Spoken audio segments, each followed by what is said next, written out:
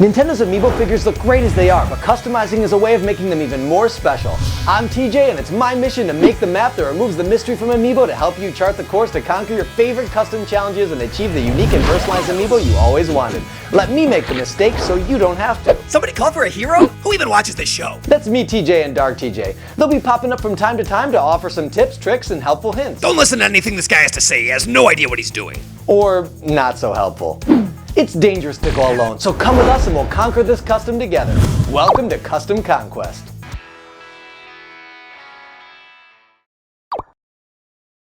Hey everybody, another Custom Conquest coming at you. Thanks for joining us. Nintendo gave us some really cool functionality with Amiibo, but none more exciting to me personally than all the different things we can do with the Mii Fighter characters. Yeah, like fighting alongside our favorite heroes, Link and Zelda. Or setting the Shadow standard for gaming greats like Ganondorf. Honestly, I couldn't agree more. And the really exciting thing about it is you can literally have anything. That said, the Mii Fighter Amiibo figures are pretty generic, and even though there's a lot of application for how we can use it in the games, there's not really a whole lot that we can do to modify the appearance of them without doing some kind of customizing. So we've talked a lot about customizing techniques to change the aesthetics of the figure, but now we're going to explore another avenue of trying to customize your Amiibo Mii Fighter NFC chip, and that is in the form of custom Amiibo Fighter cards. For the second season of one of my other shows, Me Be Me, there's a really heavy emphasis on utilizing the Mii Fighters, and so that I can keep them all straight and I knew which one was which and I didn't just have row after row of Mii Fighter Amiibo, I customized them into cards. And not only was it fun to put them together, but it was a great solution for that particular issue. But we're not limited to Mii Fighters. We can essentially make a custom Amiibo card of any Amiibo that we want. And since this is our Legend of Zelda inspired season, today we're going to focus on some of Link's alternate looks. In the Legend of Zelda 4 Swords and 4 Swords Adventures, Link divides himself into 4 different versions, all designated by their own unique color, and every one of these are featured as alternate skins in Super Smash Bros. So I thought it would be a fun angle for us to take these 4 different versions of Link and create them all into their own unique position for some custom Amiibo cards. And I'm going to provide you with the tools you need to create the exact custom Amiibo cards that we feature here on this episode of Custom Conquest, but I'm also going to teach you the techniques that you need to know to make pretty much any custom Amiibo card that you could want. Let's get started. There's really 2 ways to consider the difficulty of custom Amiibo cards. When it comes to the physical process of assembling the card, it's actually pretty easy. Creating the art, on the other hand, is much more of a sliding scale, and it depends on a number of factors. But since there are plenty of options available, no matter what your level of artistic ability and no matter what your resources are, I'm gonna rate these custom Amiibo cards a 2. Let's take a look at the tools we're going to need on this quest, starting with the components, which includes the figure's pieces and parts. To keep things simple on this side, let's assume we've already made our printing arrangements so we have actual physical materials to work with. And while all the information in this episode is going to be applicable to any custom Amiibo card that you want to make, I'm going to focus specifically on our 4 links. So moving right along and in no particular order, first on the list are the card backs. And since we're making 4 links, we're going to need 4 of them. And since they're all from the same set, they're all identical. Next up, we need the card that's going to serve as the front. And unlike the back, they'll each depict a unique picture of Link in his designated colors. And of course, in order to make these cards function as Amiibo, we're going to need NFC chips. And for that, I recommend using either a Link or Toon Link Amiibo. And once again, we need 4 of those. Now over on the equipment side, let's take a look at our tools and supplies. The first thing we're going to need is some type of photo editing software. Personally, I use Adobe After Effects, but unless you're into visual effects, compositing, or motion graphics, you probably don't have any real reason to own this software. I would say for most people, Photoshop is probably your best bet, but there's all kinds of free photo editing software out there, so if you don't have access to Photoshop, then just do a web search and see if you can find something that'll work for you. Next on the list is a printer, and this can refer to either a personal printer that you have in your home, or if you prefer, as I do, you can take it to a professional printer and have them print it for you. Just so long as you find some way to take your digital art and transform it into a physical object.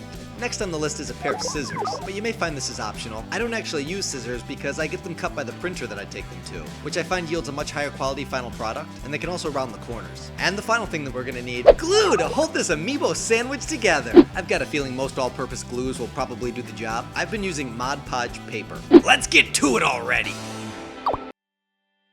Alright team, let's go over the game plan. What this process basically boils down to is an NFC chip transplant. We're going to remove the NFC chip from our Link or Toon Link figure, at which point they cease to actually be an Amiibo. They're still pretty cool figures though. The figure's just the body of an Amiibo. Its spirit is the NFC chip, and as long as that spirit's intact, it'll live on no matter what form it takes. The the most time-consuming aspect of card creation is actually developing the artwork. And that's something we're going to gloss over a little bit in this episode for a few reasons. I don't want to get too into the minutia of the inner workings of specific photo editing software, partly because we're all working with different software, but mostly because the web is crawling with thousands of tutorials for any program you could possibly want to learn how to use, and then no matter what your level of experience is with photo editing, you can specifically tailor your education to suit your own personal requirements. That said, while I'm not going to try to arm you with an intimate knowledge of Adobe After Effects, I will show you some pretty handy tips that have helped me along the way.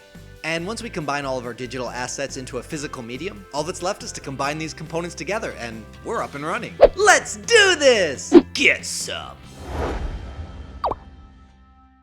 Now before we get too deep into making our own amiibo cards, let's take a look at the ones made by Nintendo. To really understand how these amiibo cards work, we're gonna look no further than our friend Benjamin. You look worried, Benjamin. I'm gonna take my X-acto knife and see if I can separate the card at one of the corners. As I pull it apart, we can see a small circle that reveals the location of the NFC chip. At first I wasn't sure if the NFC chip in the cards were the same as the ones found in the figures, but you can see when light passes through it, it pretty much is. I trimmed the card down to what amounts to little more than just a circle around the amiibo logo on the back, and I tested it out to make sure it still functions properly. That means if you wanted to, you can pretty much customize your favorite Animal Crossing character into a figure and it would totally work! Maybe Happily Candy's lifelong dream of an Agnes amiibo figure might come true after all. That's awesome! Our friend Happily Candy loves Agnes! Yeah, she's particularly fond of how Agnes's color scheme perfectly complements her village. Now that we know how an official amiibo card is put together, let's get to making our own. For my custom cards, I want them to represent the character and the series they're from, but I also really like the idea of them fitting in well with what's already been established by Nintendo. Just like the Animal Crossing series of amiibo, I'm going to use the front of the card to depict the character, and I'm going to use the back to identify the series. I'm also going to include the amiibo logo, which we now know designates the location of the NFC chip. Now let's move on to making the art. But first I want to mention this art can come from anywhere. You can use official art, Swipe some random image from a Google search, or you can draw it on yourself. Another option is by using screen captures from in-game. And while there's a little bit more to it than just snapping off a screen grab, here's a little trick that I think provides a really great starting point. In Super Smash Bros., if we go to Special Smash, there's a few options here that can make art collection a little easier. The first one allows us to increase the size of the character, and I want to select the option that causes the characters to move in slow motion. Select at least 2 characters, and it's a lot easier if you set them to human controlled so that you don't have the computer beating you up when you don't want them to. Now you can experiment with the full range of your character's dynamic motion. Not only does it give you a heightened appreciation for the detailed animations, but the slower speed makes it easier to catch one of those moments that might only last for a frame or two. There are some limited camera options here, so you can play around with it until you find the pose and the angle that you like. And keep in mind that each stage has their own lighting, so make sure you pick one that matches what you're going for. Once you find an image that you like, you can save it to your SD card, or grab it with a capture card, and then import it into the photo editing software of your choice. Mask out your character to remove him from the background, and we can add in our own custom background. We might want to add some layer styles like a drop shadow, a light wrap, and maybe an outer glow to separate it from the background.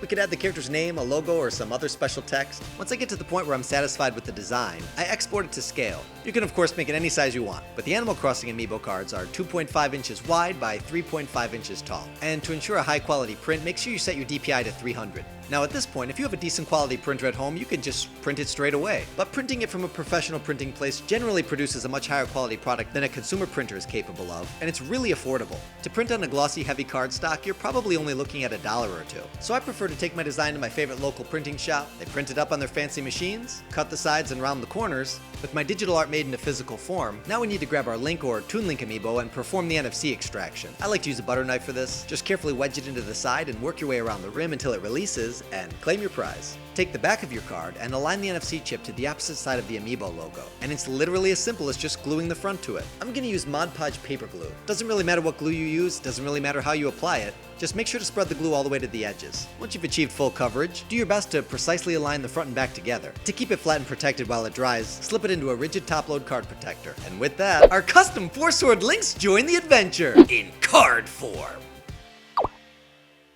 The link designs featured in this episode are available for you. You can find the link in the description below. Well, you can find all 4 of the links in the description below. How many episodes in a row are you gonna use that same lame link line? I know. I'm sorry, I can't help myself. It's obviously there.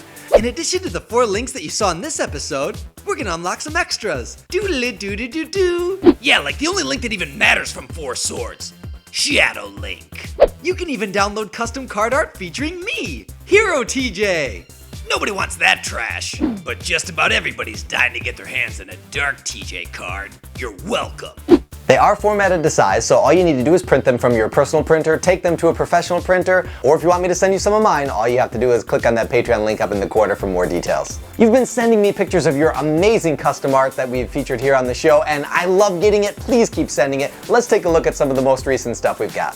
If you want your artwork featured here on Custom Conquest, just send me an email to customconquest@gmail.com. You can also hit me up on Twitter @CustomConquest. Make sure you use that hashtag MyCCAmiibo. As I've mentioned at the top of the episode, I have made a lot of custom Mii Fighter cards, and all of them are available for supporters of my Patreon page. So I encourage you to check that out, see if you like any of them, and I would be more than happy to send them your way if you want to join the battle and help support the show. So this is an episode that a lot of you have been asking for, and I really hope that I answered your questions. Go out into the world and make some amazing custom Mii Fighter cards, and make sure you send me pictures, because I really do love seeing this kind of stuff. We'll see you next time. Thanks for playing. Dark side out.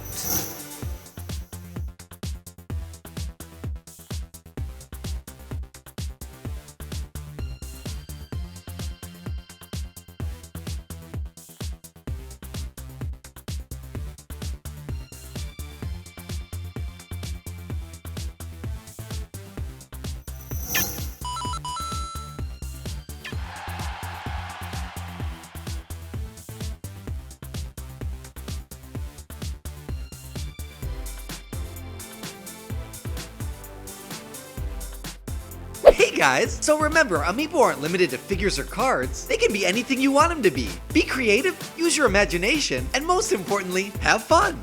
Later!